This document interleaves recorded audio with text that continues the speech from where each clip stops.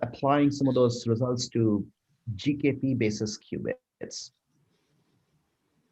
Okay. These are forms of embedding a qubit in a photon that are known to be the most resilient to photonic losses. Yep, definitely we should talk about that. Yeah. I see that the meeting is now streaming live on YouTube already. We are now live. Yeah, so this is how we deal with trying to simultaneously have a seminar feel with, so that we don't have to use the webinar of Zoom where you can only see me and not like all the attendees, but also avoiding Zoom bombing. So we can't publicly post that link. So the publicly posted link is the YouTube link. And then everyone just gets emailed the Zoom link. I see. Do we want to give Psychot 2 minutes to like run and, you know, wash your face or whatever it is whatever ritual you do before giving an amazing talk? Oh, yes, that'll be nice. I'll take a 2-minute break and be right back. Sure. Okay.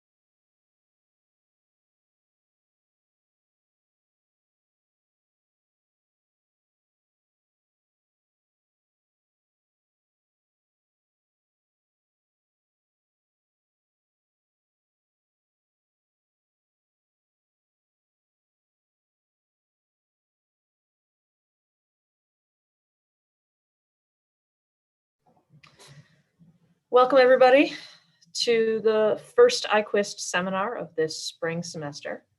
We're going to give everyone a couple more minutes to hop on, and also going to give our speaker Psychot a couple of minutes because we had him on here earlier chatting. See, I can do a couple of reminders. Next week, there is no seminar. But we will come back the following week after that, so keep an eye out. Also, if you have suggestions for seminar speakers, you can email the email address that Paul sent out in previous emails, or you can just email me or Keji or Edgar, who are organizing the seminars this year. We always appreciate suggestions for additional speakers. And a warning to everybody that this is live on YouTube. So if you turn on your video or your sound, you will also be live on YouTube. All right, give it one more minute while people continue to join.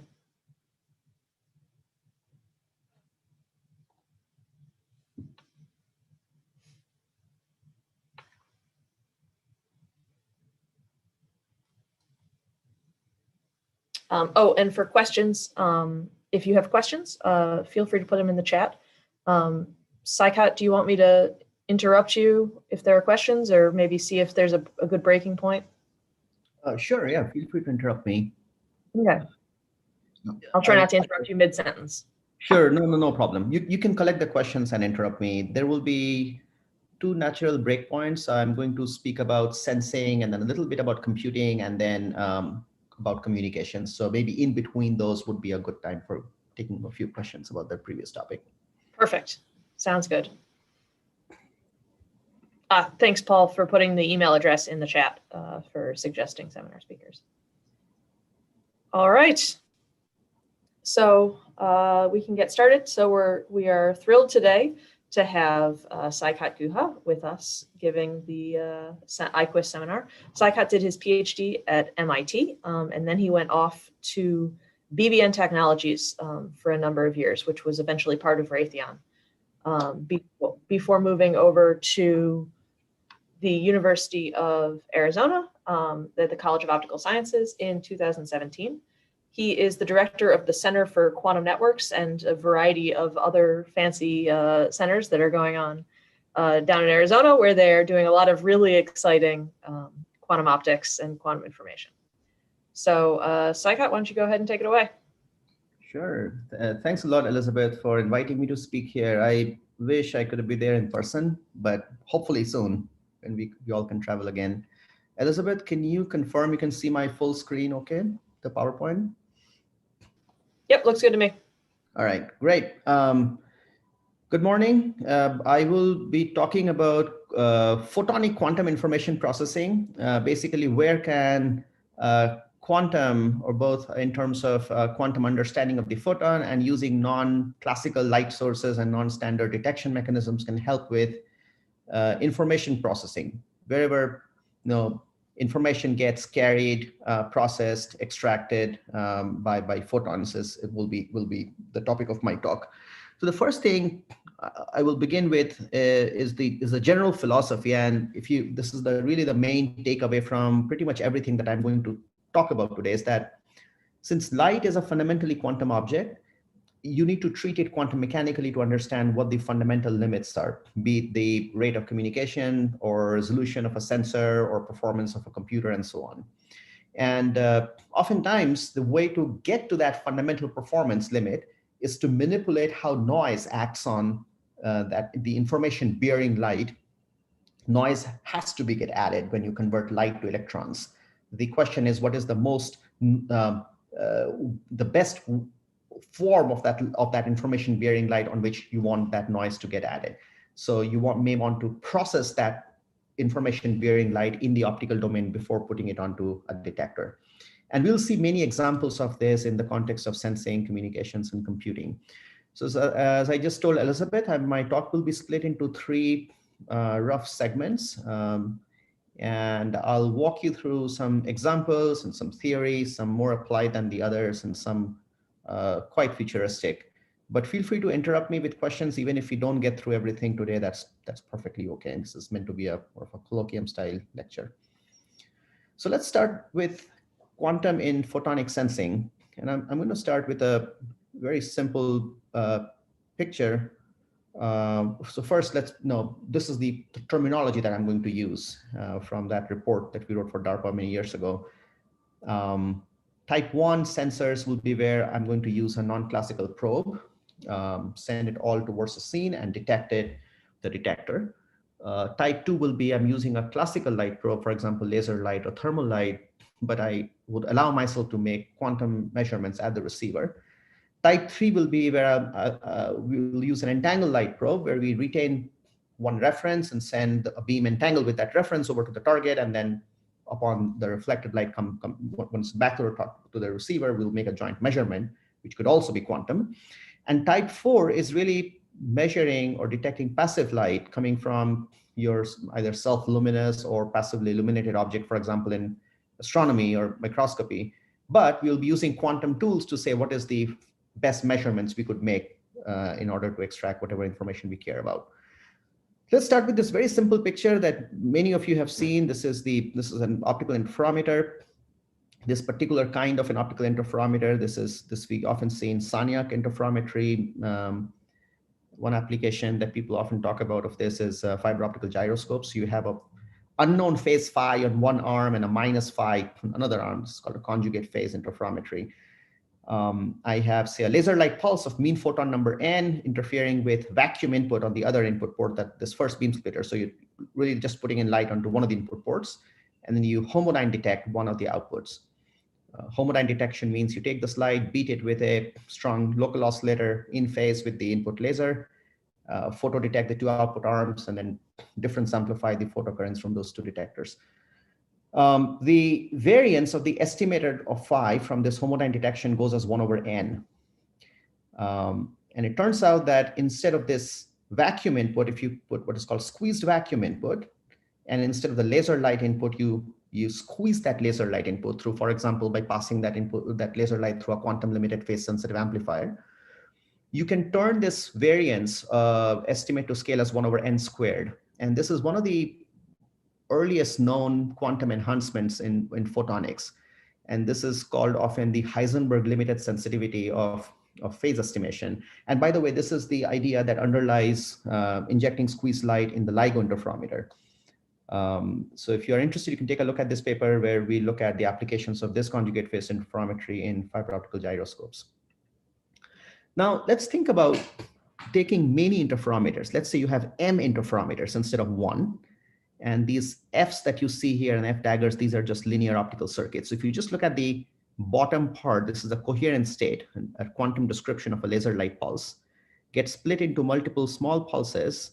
So in each interferometer, you're putting in a laser light pulse into one of the inputs.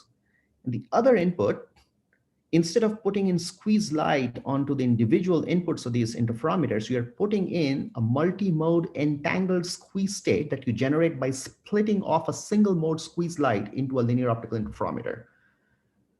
And it turns out that if you do so, then in addition to this 1 over n to 1 over n squared enhancement that you get by using quantum probing, you can get an entanglement assisted enhancement where the estimation variance of a single global parameter that is a function of the phases that are being modulated on each of these interferometers, that scaling goes from being 1 over m, which is what you get by just classical averaging the output of all these m quantum sensors. This is what you would get with just a standard central limit theorem convergence of the variance of the estimate averaged across m sensors.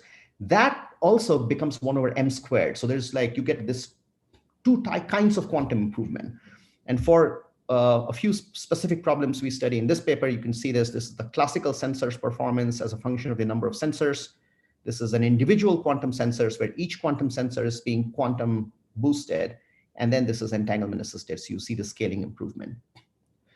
This particular example studied in this paper translates to a very interesting application in RF photonic sensors, where you're trying to, for example, sense the angle of incidence of a radio frequency incident wave. And these are amplitude dependent optical phase modulators that are modulating these phases in a series of interferometers where you're reading off this phase locally. So instead of using squeeze light in each, if you use this entangled squeezed state, that you can get a better performance. And this was experimentally demonstrated by my colleague Zhesheng Zhang's group recently.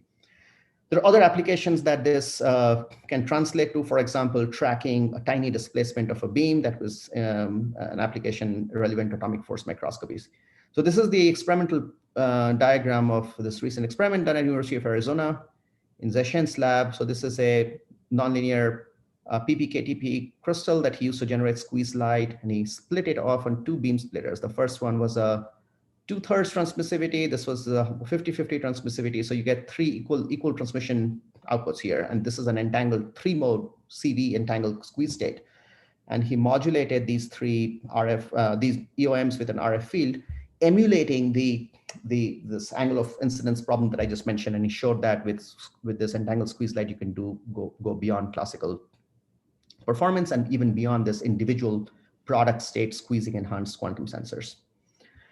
Now, if you have loss in the system, what happens is that this 1/n² scaling that I talked about in the beginning, that goes away. So you go back to 1/n scaling when n is large. And this has been known for many years, and there are many papers on this whole idea that this Heisenberg limited sensitivity is really it's a point result. But on the other hand, depending upon how bad your loss is, if it's a local system, the losses are not too high, and you have lots of spatial temporal degrees of freedom over which you can entangle your probe light, you can get a pretty large, significant constant factor improvement. Same holds true for that 1/m² scaling. That also goes away the moment you have any loss in the system, but you could still get a big constant factor improvement. Application prognosis of these type 1-like sensors, where you are just sending the light towards the target and estimating it and detecting it on the return, especially when there are a few global parameters embedded in a low loss, highly scattering medium, highly precise surface measurements, fiber optical gyroscopes with many temporal modes over which you can entangle the light, atomic force microscope, you're trying to sense a tiny displacement of a nanocantilever, laser Doppler vibrometer, surface topography. These RF photonic sensor, the example I talked about, these applications is where this type of a quantum sensor might be of interest.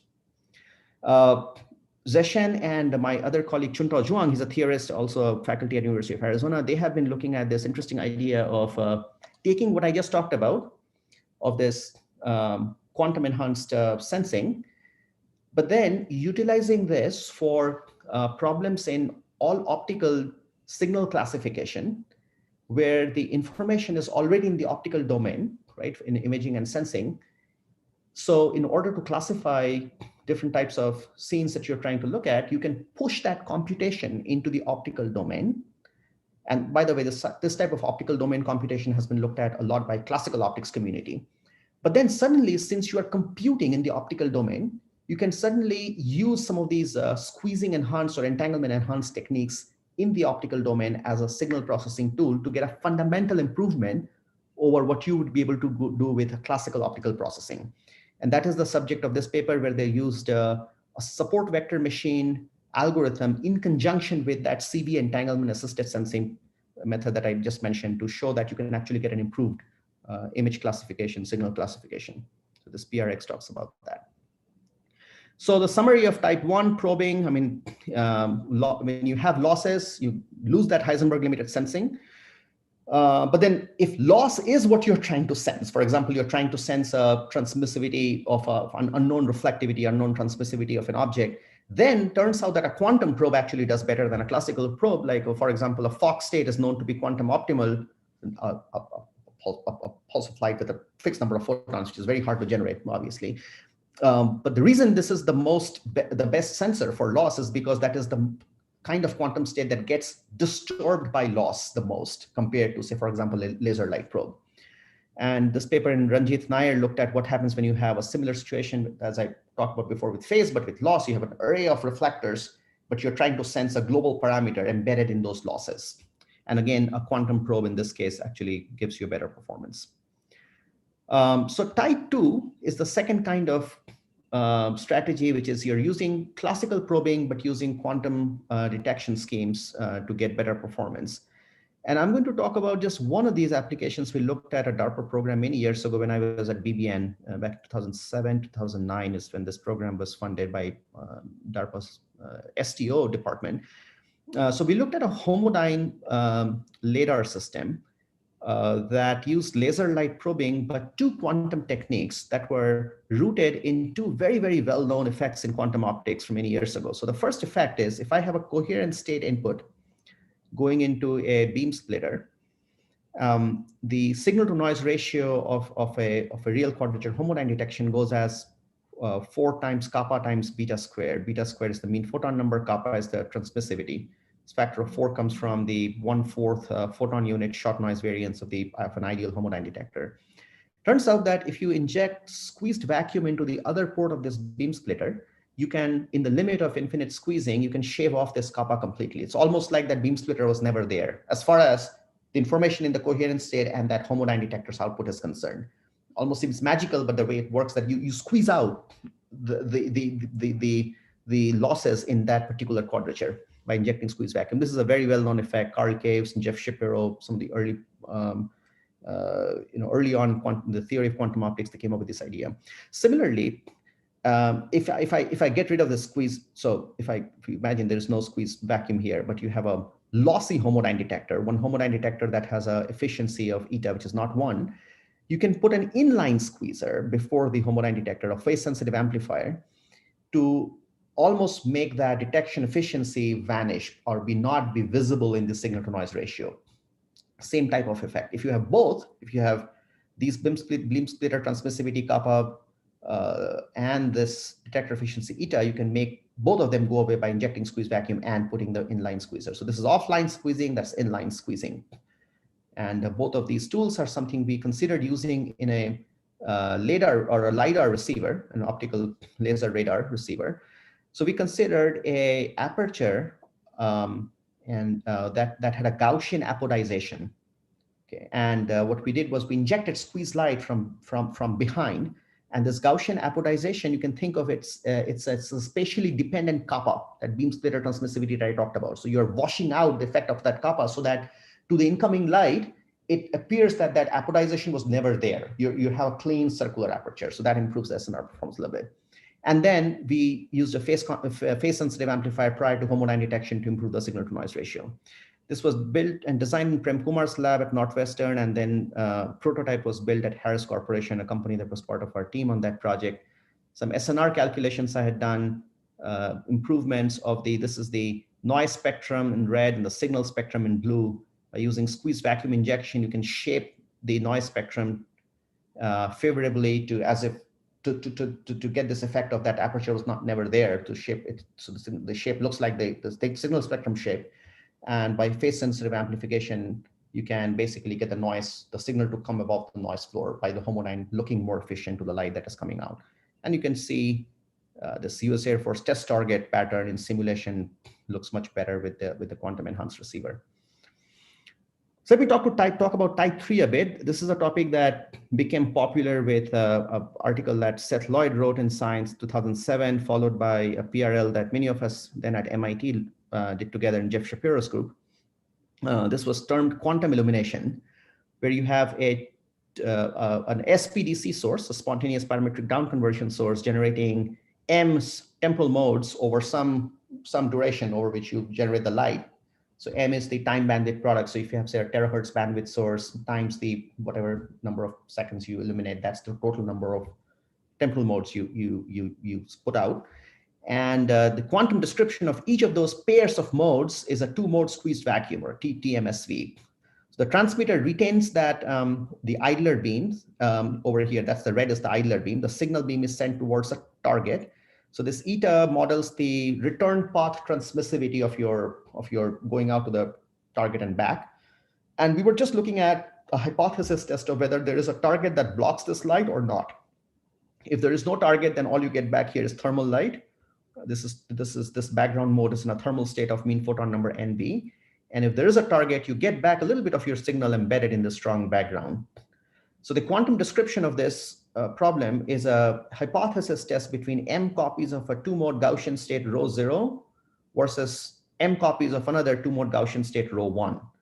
The probability of error for this problem can be written as something like e to the minus M times xi, where M is the number of temporal modes proportional to your integration time for a constant bandwidth source. And xi is called the quantum Chernoff exponent, which you can calculate from the description of rho 0 and rho 1. The main thing we found that in this really bad regime of a high channel loss, a low brightness probe signal, and a high thermal noise, that there can be a factor of 4 improvement in the xi over using a laser light probe that occupies the same time bandwidth product compared to this quantum source. And this is a fundamental improvement. No matter how you design your receiver, there's this factor of 4 or 6 dB improvement in the signal to noise ratio. But this fact that this only works in this high noise regime makes it probably not as useful at the optical frequencies, but probably more so at microwave frequencies. We designed a receiver with my colleague Baris Erkman in 2009 that uses an OPA, optical parametric amplifier, to turn this remnant phase-sensitive cross-correlation between the return and the idler modes, which is what carries the signal of whether there is a target or not. Because if there is no target, this term is 0. This field correlation is 0. We turn this signature into a difference in the photon count at the output of this OPA. So you can think of this OPA as a nonlinear process that is undoing the nonlinear process that you used to generate that two-mode squeezing at the beginning. But unfortunately, this receiver gave us only a 3 dB of that full 6 dB improvement, but this was still a fundamental improvement. And after about 10 years from that original paper was written, Jeff's student. Can I ask a quick question? Sure, absolutely. Can you just go back a slide? You said something that's confusing to me. I think you said that if there's no target, then there's no signal photon that makes it to your receiver. Oh, no, sorry. I did not say that. So if there is no target, you still get signal photon. In fact, you still get a lot of background photons too. If there is no target, what happens is that this AR-AI correlation is 0. So there is no phase-sensitive cross-correlation between your idler mode and your return mode. Because what you have is simply a thermal state in the idler when you trace out the signal, because there is no signal, the signal was completely lost. And the AR mode is another thermal state, which is what you get from the environment. You're just saying because you're assuming it's really lossy, so the signal photon basically doesn't ever make it to the receiver. If there is no target, I'm just assuming that there's nothing to reflect back my signal. So think of say an airborne target, you're sending out the signal beam, and if this is what's confusing. Your target, I understand. I think I understand. Your target, if your target is there, it reflects the signal into the receiver. The target is not a blocker. Is that right? Exactly. It's not a blocker. I should, yeah. This is a cartoon drawing, which is not very clear. You're right. If the target is not there, you still get back. So if the target is not there, then it should be that I should take this blue box away, and you still get this thermal light, but the blocker should really be here. So there is no signal that is going in. You're just getting the thermal background. Yeah, you're right. Thanks for pointing out that, Paul. So what the main thing with this OPA receiver was that we were turning this phase-sensitive cross-correlation that remains if there is a target into something I could detect with a detector I know how to build.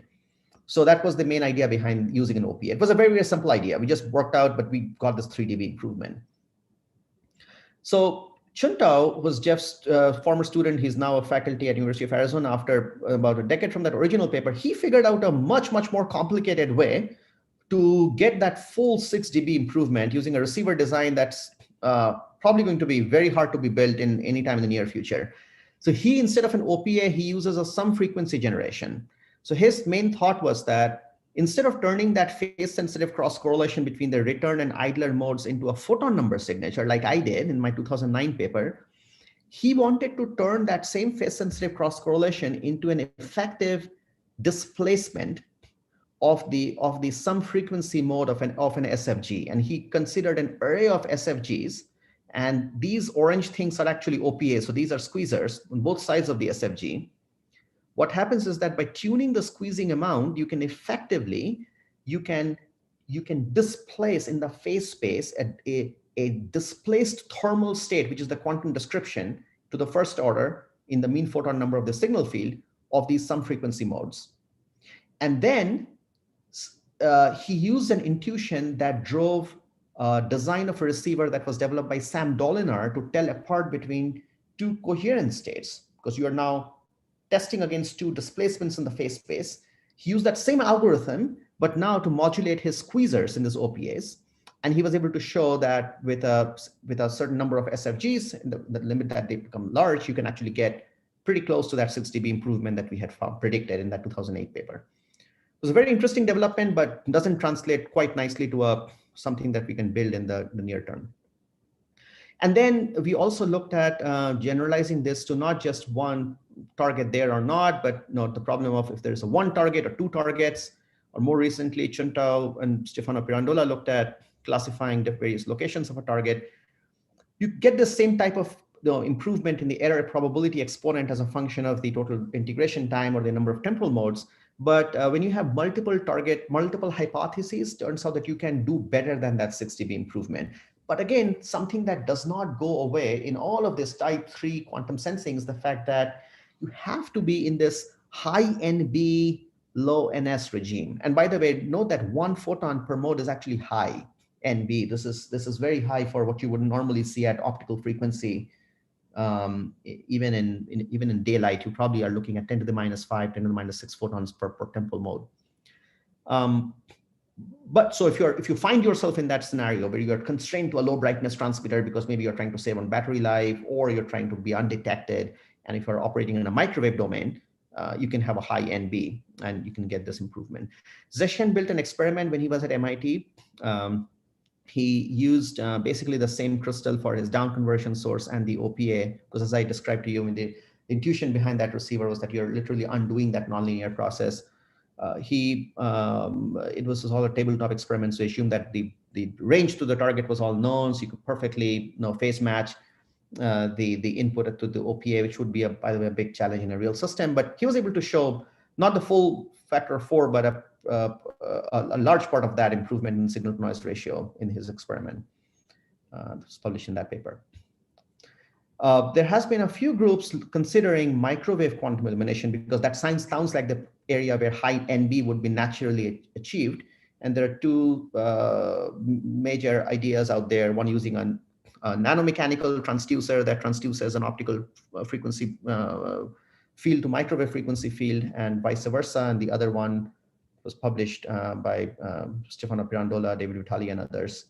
And they use a heterodyne-like detection, which does not quite get a true quantum improvement over using a coherent state light, but does better than a conventional microwave radar receiver. So I will not go into these papers, but you can take a look. But the summary of type 3 basically is that there's a narrow regime of operational scenario. For example, using if you're looking to be undetected and you have a low transmitter brightness or very slow moving target where a long dwell time will be okay for you to get the information that you need, where this type of a transmitter could be interesting.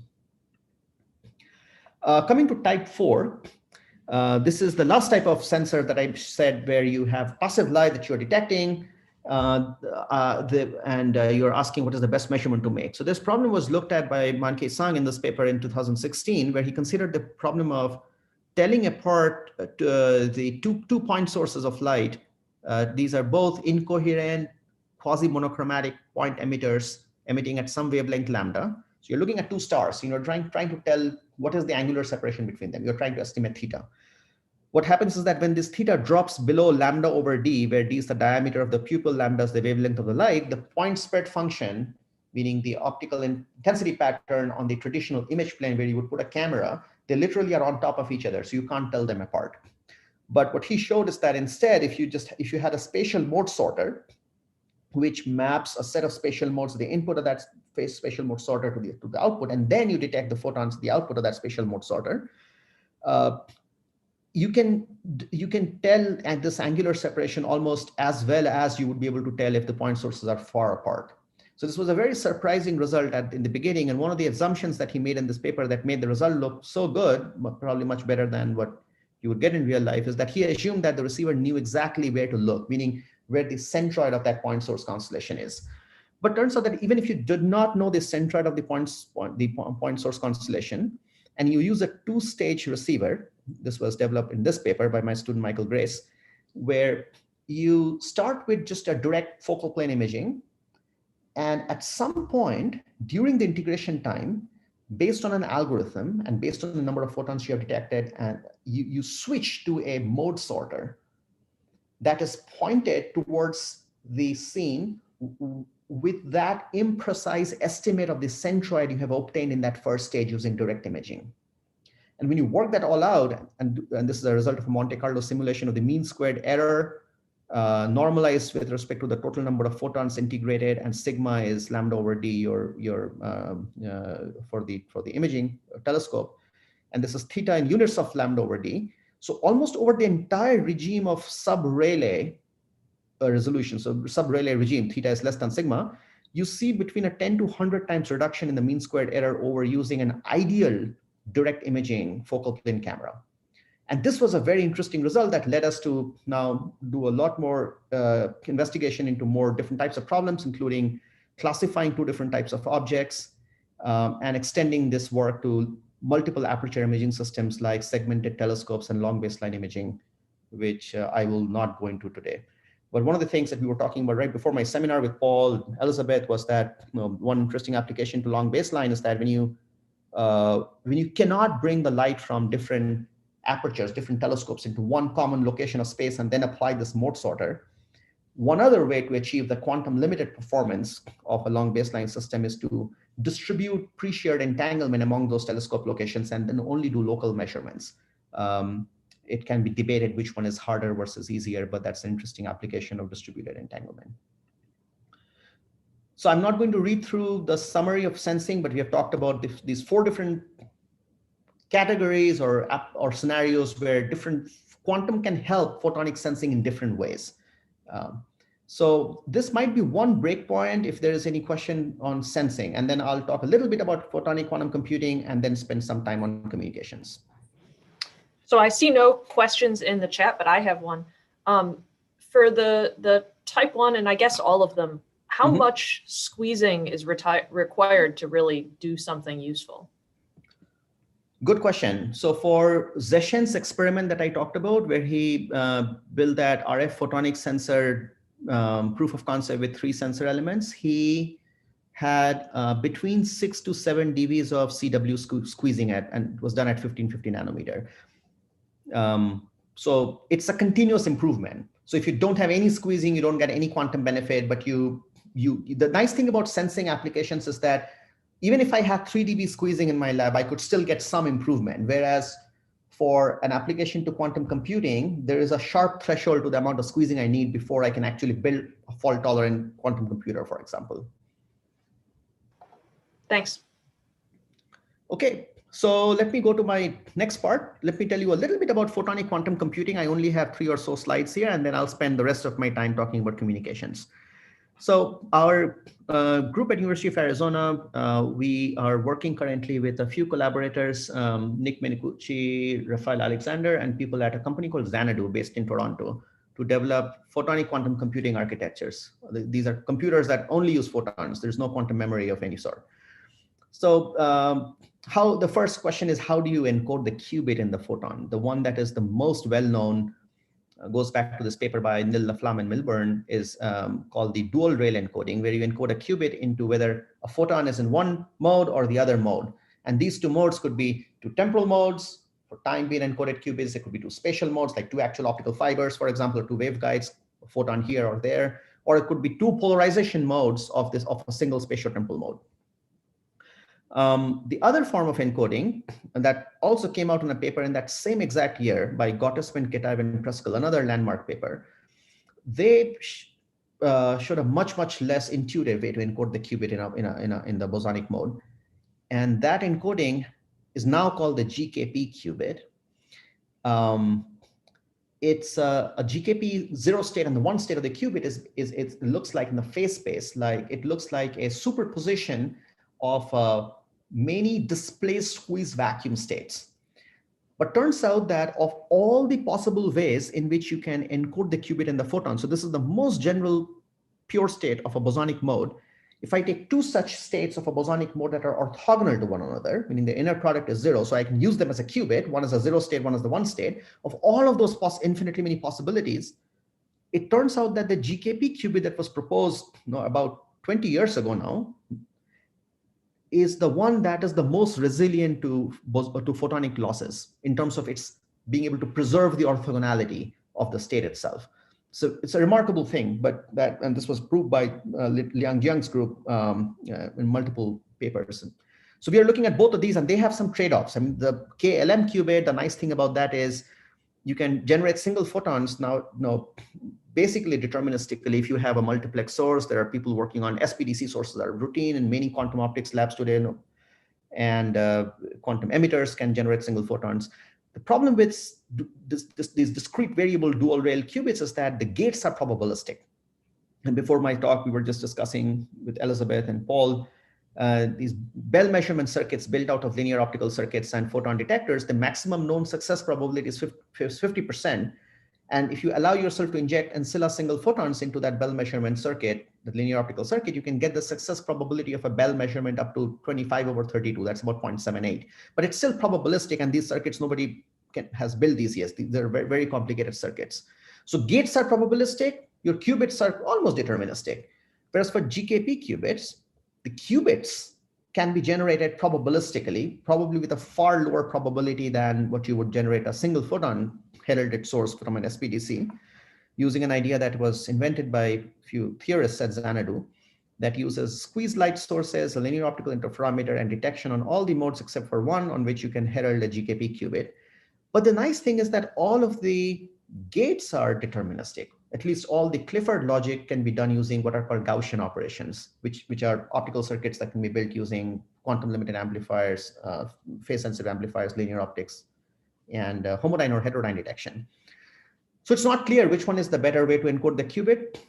There are two companies, PsiQuantum and Xanadu, which are basically pursuing one of these two ways of encoding the qubit. We for some time looked at the linear optical qubit, the discrete variable, the first kind of qubits, and said that, well, even though your Bell measurement success probability is probabilistic, it only succeeds with a certain probability. The fact that you know when a Bell measurement has succeeded after the circuit has worked upon the two qubits that have been incident on it, can you make use of that to efficiently put together what is called a cluster state for optical quantum computing in the measurement-based model of quantum computing. So a cluster state is a state where you place qubits at the nodes of a graph initialized in the plus state, the superposition of equal superposition of a 0 and a 1. And wherever there's an edge in the graph, you do a control Z gate to entangle them.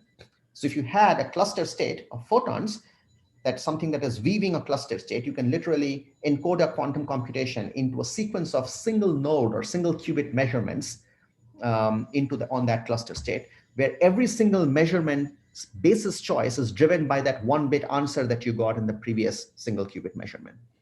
So anyhow, so in this paper, what we assume that somebody, let's say, gave us 3 qubit cluster states as a starting point. Let's say that's deterministically given, or perhaps you generate that probabilistically, but you have a bank of sources with a switching array that is generating these 3 qubit line shaped cluster states almost deterministically. And then I lay them out in this particular way. And wherever you see ellipses drawn, these are attempts of Bell measurements. Bell measurements that has the effect of fusing these cluster states. So if all of these Bell measurements were to succeed, which they won't, we know, you would get a square grid shaped cluster state connecting these photons in the middle over here into a square grid, which would be obviously you can embed quantum computing on it. However, it turns out that even if each of these succeed probabilistically, and lambda says the success probability of each of these Bell measurements, as long as lambda is above this number, 0.6, whatever that is, 0.64-ish, or if your lambda is over here, you will get what is called a giant connected component connecting a cluster state of these middle photons, the photons that are not measured off. All these photons are obviously measured off. So, and this giant connected component can then be renormalized into an effective cluster state on which you can embed quantum computing on the fly. So this was very interesting that with that 50% Bell measurement circuit that we all have known for many years, this thing would not be possible. But suddenly, if you had 4 extra photons to boost the success probability of each of the Bell measurement devices to 75% using this Peter Van Look circuit that I talked about, you can build a cluster state on the fly using these using this method. And there has been multiple extensions, variations, and improvements of this threshold that have come in the last few years that, again, I'm not going to go into. And this may be another quick breakpoint, Elizabeth, if there are some quick questions about computing, because I won't talk too much more about this. But there are extensions of this with GKP qubits that are still work in progress, but we will see some of that in the near future. So Eric Chitember asks, what is currently the best performance for non-Gaussian gates in the CB quantum computing? So I interpret that question to be a theoretical one, because experimentally there is nothing quite yet. So theoretically, so that's a very good question, Eric. So first of all, a GKP qubit itself is a non-Gaussian state. And I did say that all of Clifford logic can be done using Gaussian operations. So what about non-Clifford? What about T-gates, for example, which we all know we need for universal quantum computing? The way people are currently thinking about doing them is that instead of preparing or doing that on inline non-Gaussian logic, for example, using cubic phase gates that were proposed in the original GKP paper, they're saying, why not generate what is called an A state? The A state is a T gate. For those of you who don't know this, this is the pi/8 rotation on a qubit applied on the plus state. So it's a T applied on a plus. And that plus state is the plus state of the GKP qubit. Generate that also using that same kind of circuit that I talked about that generates a GKP qubit in the plus state. The circuit complexity does not change at all. So now what you're doing is that all of the non-Gaussian stuff is happening at the very beginning. So you have a bank of squeezers, large linear optical programmable interferometer, whole array of PNR detectors, and you don't need a lot of number resolution, by the way. 0, 1, and more number resolution already gives you a lot of what you need here.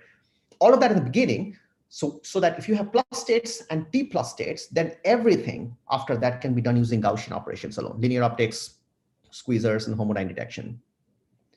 So that's one way, but there's also another way where people are thinking of using what are called the cubic phase gates.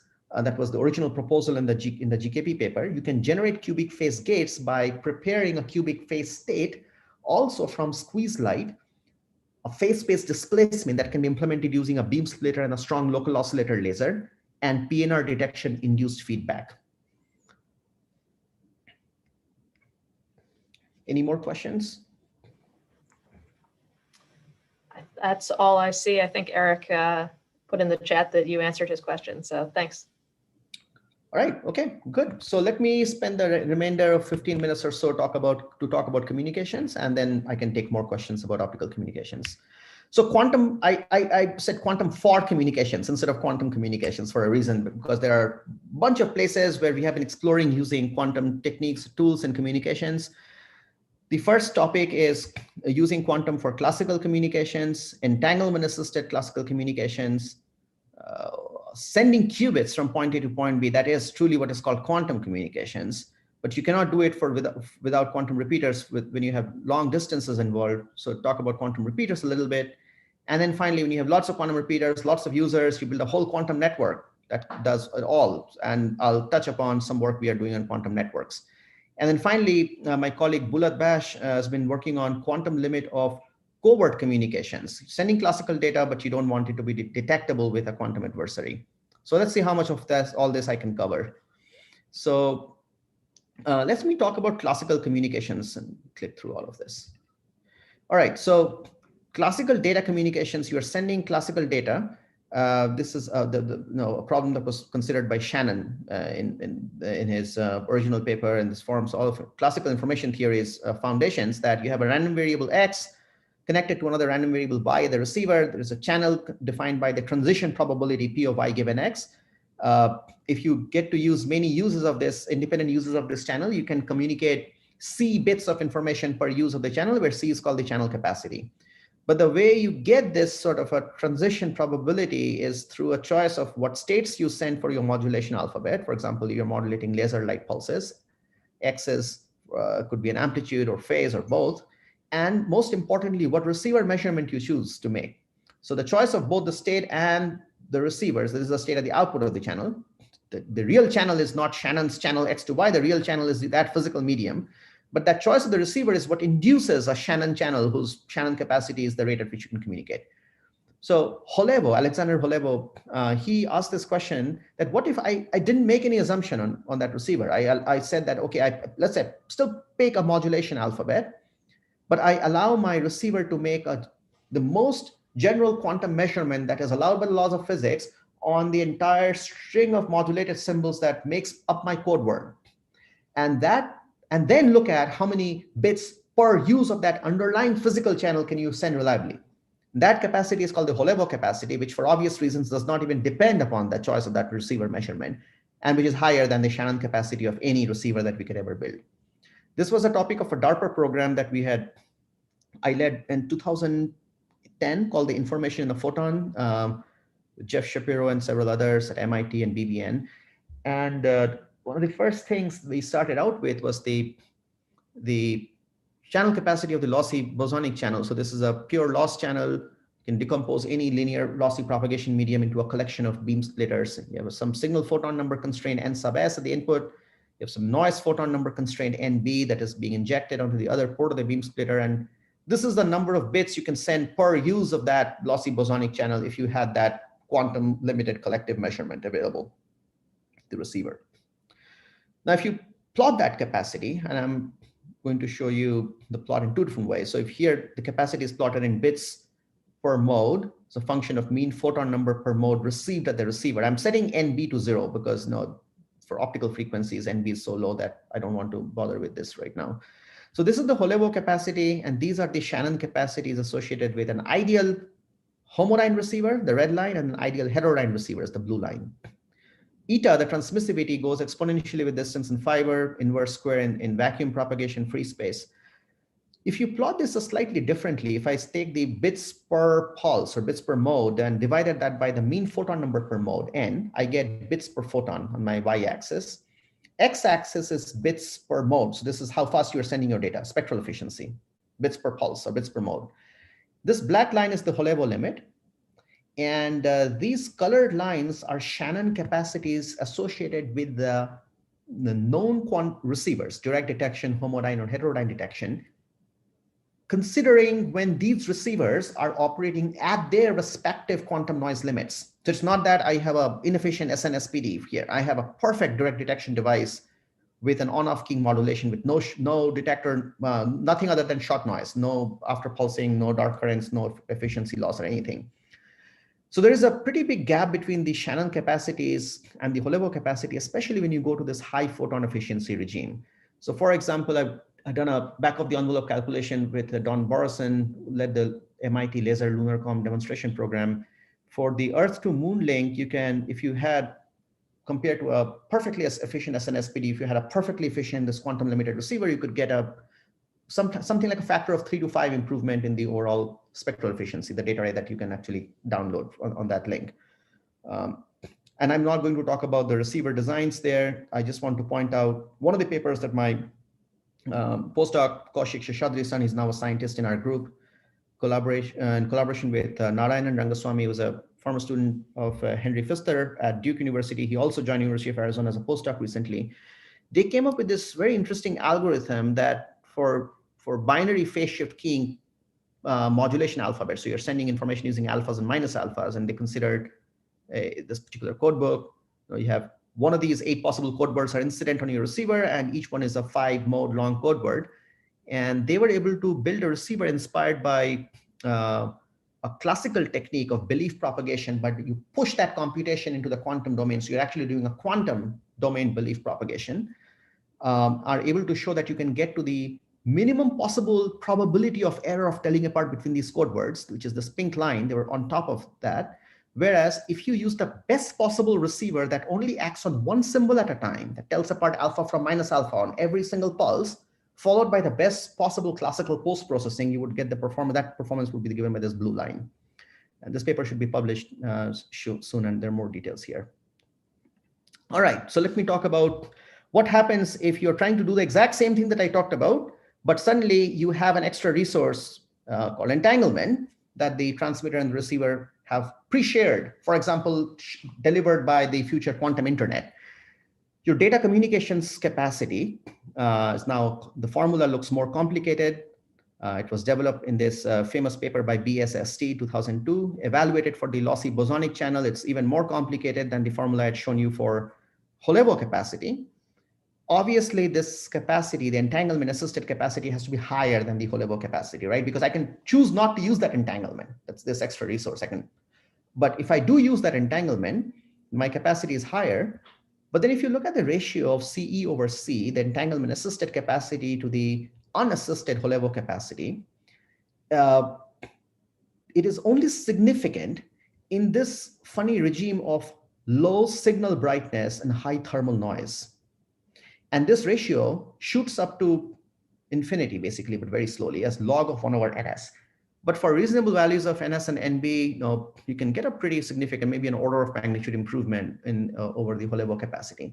But this regime should remind us of something I talked about half an hour ago about when I was speaking about quantum illumination. And it should not be surprising that it's that in that exact same regime where pre-shared entanglement seems to be giving us this huge benefit over classical. It's a different information processing task.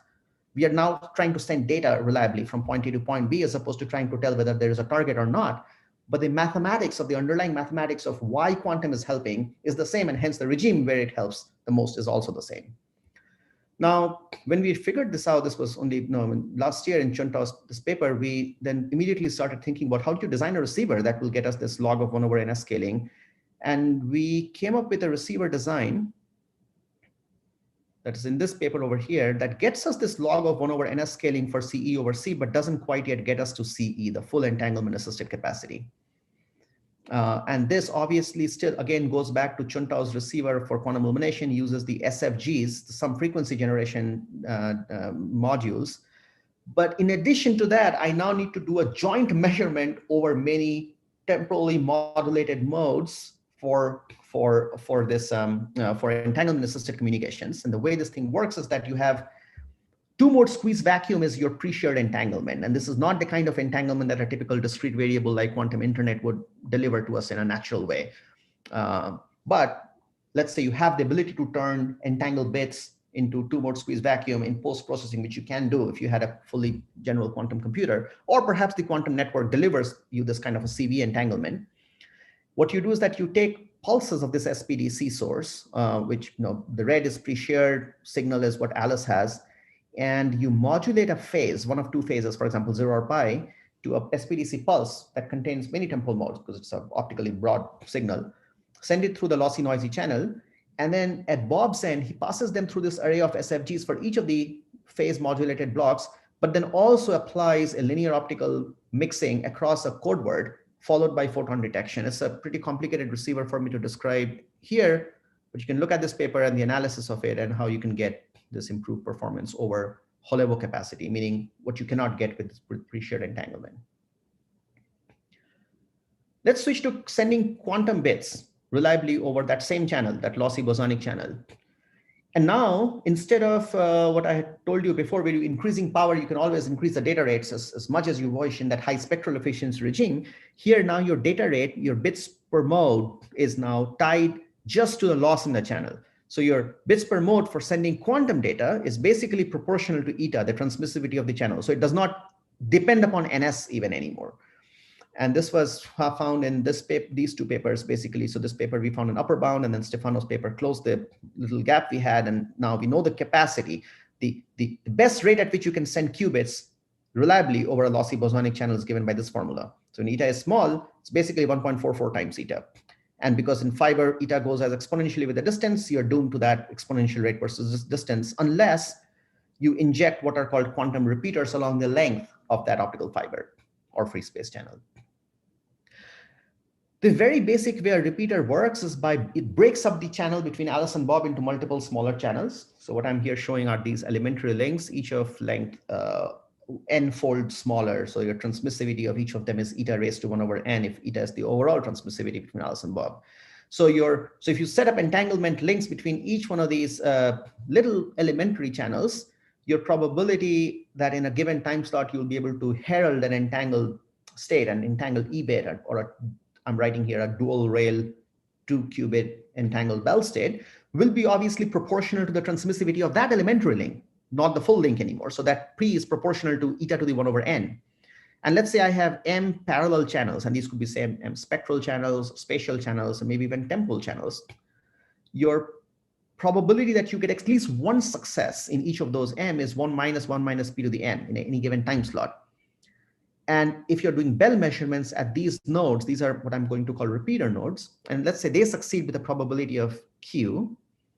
There are n minus one of these repeater nodes. So for all of these to succeed, you have a Q to the n minus one has to be multiplied. That divided by the length of each qubit is your rate. Looks like a lot of probability price to pay with, but turns out that if you compare this type of a scheme with what you could do with directly connecting each of these M modes by an optical fiber and using the best protocol, you get this performance without repeaters, and you get this performance with repeaters. You can get a, like, say over 1,000-kilometer link, including losses and everything. You get, instead of a 1 bit per day for an ideal BB84 like protocol, you can get a 1 kilobit per second with a 6-node chain. There's a lot I'm not talking about here in terms of error correction, distillation, that we can go more into detail with. And this whole thing forms a big part of this center that I lead at University of Arizona, designing repeaters and everything that goes around it. This is a recent unpublished result built upon some old work by Mohsen Razavi, that if you use time multiplexing, meaning at the repeater nodes, I'm able to hold on to qubits from both sides that are entangled with my left neighbor and my right neighbor, but do the bell measurements, this mix and match over different time slots. If you use that degree of freedom, and if you don't have any switching losses, you can get your rate to scale as e to the minus square root of alpha L instead of e to the minus alpha L. So without time multiplexing, you cannot get that. This improvement is sensitive to switching losses. And we are quantifying that in this paper that my student Prajit is working on. Quantum repeaters, I talked about the need of quantum memory to hold on to a qubit, because the reason you need a quantum memory in a quantum repeater is that you want to know if a qubit successfully was entangled to your other neighbor versus this neighbor before you attempt the bell measurement. That's the main reason why you need a memory. But you can mimic the action of a memory by using error correction for photonic losses.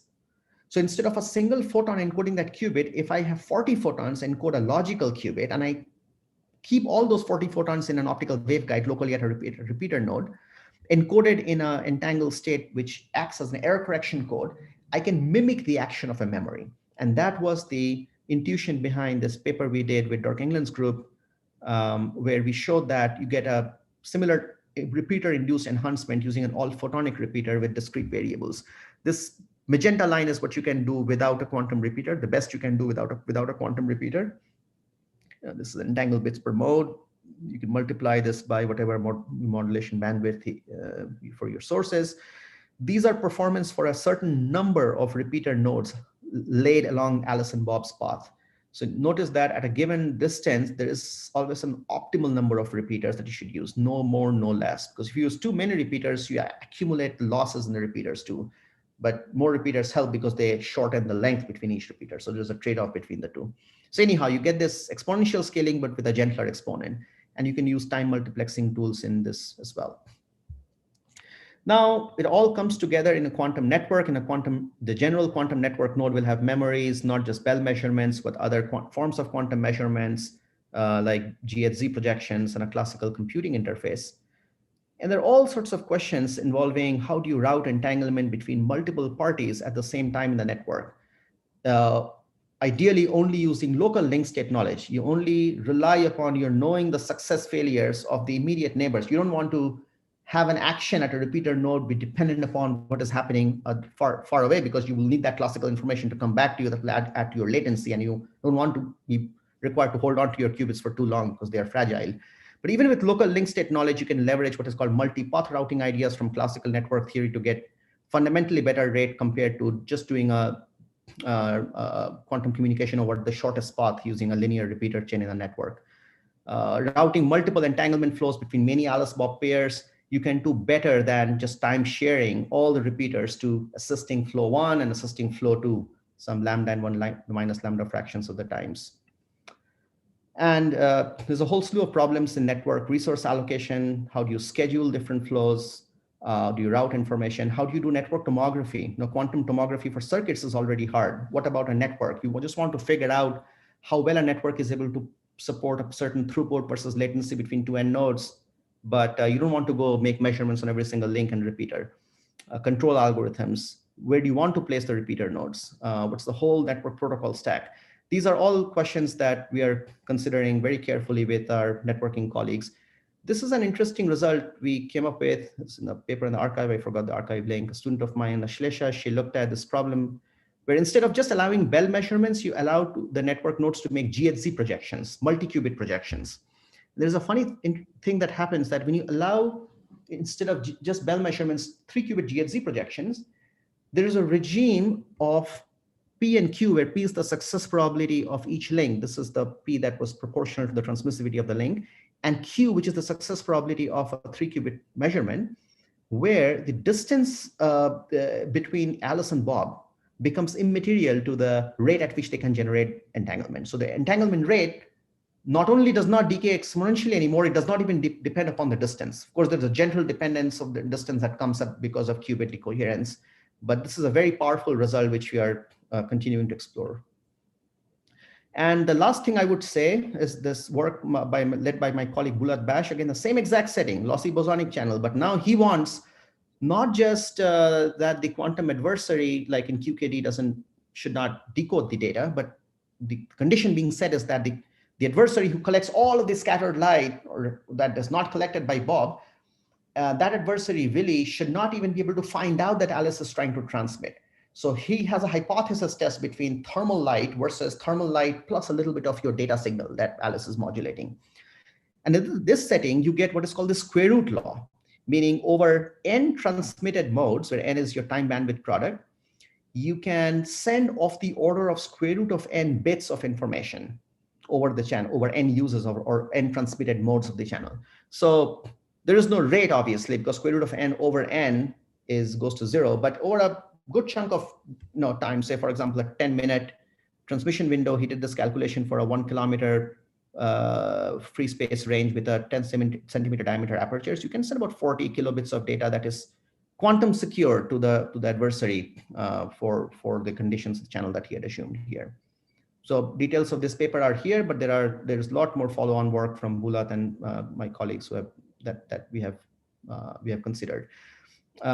So this is from a slide, obviously, that I borrowed from my talk that I gave at Quantum 2.0. So remember this log of 1 over enhancement, NS enhancement I talked about when you have shared entanglement between Alice and Bob. And I had also mentioned to you that entanglement assisted classical communications is only valuable when NS is small. The transmitter brightness is very low. The transmit power per mode is very low, and the thermal noise is very high. So this is a perfect candidate for covert communications. So we looked at what happens is that if this NS, since that NS has to go as 1 over square root of n for you to be covert, that translates to an additional log n factor that you can get in the number of bits you can send quantum secured covertly. And there's a strong achievability and tight achievability and converse for both of these results. So this log n is a true improvement that you only get in covert communications if you have pre-shared entanglement. So again, NB large means radio frequency is probably best. NS small means you are trying to be undetected. In that setting, you can get this additional improvement with shared entanglement. Again, I don't have to read through all this communication summary, but I'll say that to conclude, I mean, all of this comes together very nicely in this Center for Quantum Networks that Elizabeth mentioned that we recently launched at University of Arizona in partnership with several other universities, industry partners, FFRDCs, and so on, and many international partners as well. We are looking at a whole host of problems in quantum communications, networking, applications, protocols, designing memories, repeater protocols, and so forth, that brings it all together into one large framework. These are some of our colleagues at University of Arizona who have been contributing to the quantum effort. And I would like to mention that we are looking for multiple new hires this year, including a chaired professor position that we'll be putting out very soon, hopefully next week. So we are looking for applicants from all different areas of quantum information processing. And with that, I'll acknowledge our sponsors and be happy to take any questions if there is any time left. Thanks, Saikat, for a very interesting talk. I certainly appreciated it. So I don't see any questions in the chat, but if anyone has any, just feel free to unmute yourself and ask Paul. Hi, I have a quick question. Saikat, on your last experiment with the covert communications, you said that it had a log n enhancement where n was the number of modes. Mm-hmm. So I'm just trying to make sure I understand this, because the number of modes, if you're talking about a pulse, you could have a huge number of modes, right? I mean, if Oh, you're yeah, talking about a pulse coming, absolutely. n could be 10 to the 10 or something. It could be Oh, very, very easily. large, right? Exactly, exactly. So that could not, so that's a great point, Paul. I mean, I did want to mention that if you're using, say, um, a ASC noise source, for example, okay, you can easily have a 2 terahertz optical bandwidth around the center frequency. And if if your probe duration is a second, you can get 10 to the 12 temporal modes. Yeah, absolutely. Yeah. Cool. Hi, Saikat. Hi, Eric. Could you comment a bit further on the results you described on the GHZ measurement and entanglement distribution? Oh, sure, sure, absolutely. Let me share back my screen. And actually, you know what? Let me share my the paper on the archive. It might be easier to look at. So this in this paper, we looked at. Let me share my screen first. Do you see this? Do you see my archive screen? And I do, yeah. okay, all right. Let the paper come up here, and I'll mention this. It seems somewhat counterintuitive that you get this Yep. distance. It is very counterintuitive, but it goes back to a problem from percolation theory, which had not been looked at before. It's a very interesting variant of what people call side bond percolation. So think of it this way. So let's say you have each network link, time is slotted. So each link is successful with a probability P. So P is the probability with which a Bell state gets shared in a given time slot. And you only know the success failures of your immediate neighbors. So if I'm sitting here, I only know whether each of these 4 links succeeded or failed in a given time instance. Okay, and I also assume that every single repeater node knows where the communicating end parties Alice and Bob are located. And then if you see success of 3 successes or 2 successes, you immediately go and make either a Bell measurement. So the green ones are success and red denote failures. And this is a Bell measurement, this is a GHZ projection. And these are destructive measurements. So the moment you make a GHZ projective measurement on these 3 qubits, those qubits are gone. But if it's successful, you have now entangled these 3 qubits. And let's say that this succeeds with probability Q. So now think of this problem as, think of these entangled fragments as pieces of a thread that you are laying on that network edge. And P fraction of the network edges are occupied with pieces of threads. And you visit every network node and pick up the end pieces of the threads that you see and tie a knot. But for some reason, there's a probability 1 minus Q with which that knot tying attempt fails. And then when you're done visiting all the nodes and tying those knots or failing to tie those knots, you squint your eyes and look at the whole thing from above, and you pick up the whole piece of threads and shake it all up. And the idea is that when P and Q lie in this particular regime over here, in this orange regime, that you will see a large connected component that will connect the network from the far left to the far right corner. And this is why what happens is this translates to this, so what ends up at the end of the day is that the only qubits that are left unmeasured are these 4 qubits that Alice has and these 4 qubits that Bob has. So all the rest of the qubits are gone, and you get some entanglement between Alice's qubits and Bob's qubits, but the probability that you have some entanglement between Alice and Bob, it is close to 1 if you are in that regime of P and Q. Okay. And then there's still some additional processing if you want to get an EPR pair? Very good question. Very good question. So we are looking at this right now, working with Norbert Lutkenhaus's group. So we are looking at what you get at the end of the day is a GHZ state connecting qubits at Alice's end and qubits at Bob's end. So what we are looking at is that if you wanted to convert that into shared secret using a variant of the BBM92-like protocol, what is the rate you can get? But it will be some non-zero rate, and that rate will be independent of the distance. But one criticism to this result, which we are looking into expanding this in the future work, is that with success probability P, my student Ashlesha, she assumes that you have a perfect Bell state, like an EPR pair.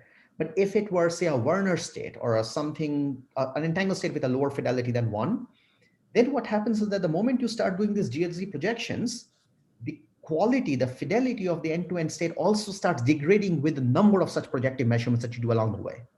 Okay. So now suddenly you have to worry about your distillation overhead. And this rate distance independence may not strictly hold when you consider that, but I still expect that in this PQ regime, you will still see a sharp improvement in the rate, even despite you're considering this distillation and imperfect fidelity. That's a nice result. I look forward to reading that. Sure. Yeah, let me know if you have any questions in that paper. Great. And by the way, I should say that any collaboration opportunities are welcome too. I'm really seeing this as an opportunity for us to figure out topics in which we can work together. So let me know, Eric, if you have any thoughts. Great. Well, thank you, Saikat, for a talk and for answering everybody's questions. I think that we're a little over and probably everyone has asked their questions, but it was really good to see you. And we'll see everyone back here in 2 weeks for seminar.